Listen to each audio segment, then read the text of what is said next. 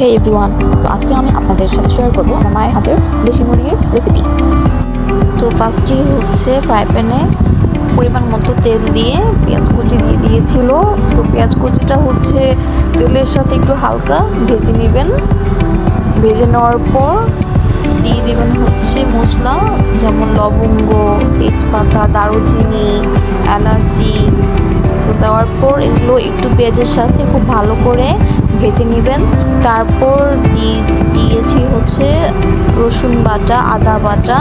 So রসুন বাটা, আদা বাটাটাও খুব ভালো করে ভাজতে হবে পেঁয়াজের সাথে হালকা, যাতে এটার কাঁচা গন্ধটা চলে যায়। সো এরপর হচ্ছে একটু সামান্য পানি দিয়ে নিয়েছে কষানোর জন্য। তারপর দিয়ে দিচ্ছে হচ্ছে গুঁড়ো মশলা, যেমন লবণ, হলুদ, মরিচ, জিরে, ধনে গুঁড়ো।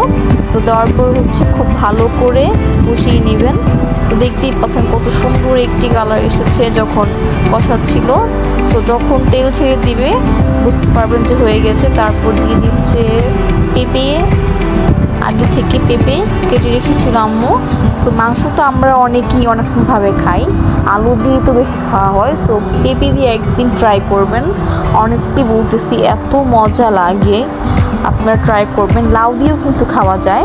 সো আমি আরেকদিন শেয়ার করব আপনাদের সাথে লাউ দিয়ে মাংস রান্নার রেসিপি। সো পেঁপেটা এখন একটু কষিয়ে নেব পানি ছাড়াই মশলার সাথে, একটু লোতে রেখে চুলো, তারপর হচ্ছে কষিয়ে নেব। সো পেঁপে যখন কষানো হয়ে যাবে তারপর দিয়ে দিবেন হচ্ছে মাংস।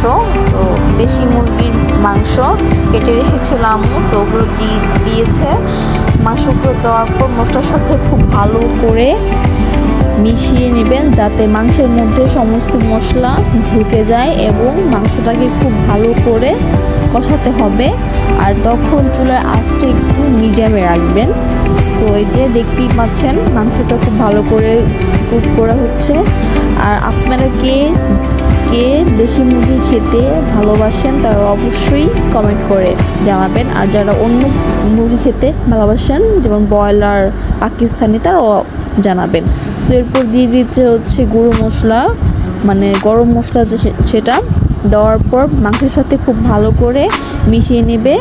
তারপর আরেকটু কষানোর পর দিয়ে দিবে হচ্ছে পরিমাণ মতো পানিটা দিবে হচ্ছে ঝোলের জন্য আর কি। সো এটা আপনারা যেরকম মানে আপনাদের প্রয়োজন, যারা ঝোল খান বেশি তারা ঝোল বেশি, আর যারা কম তারা কম দিবেন।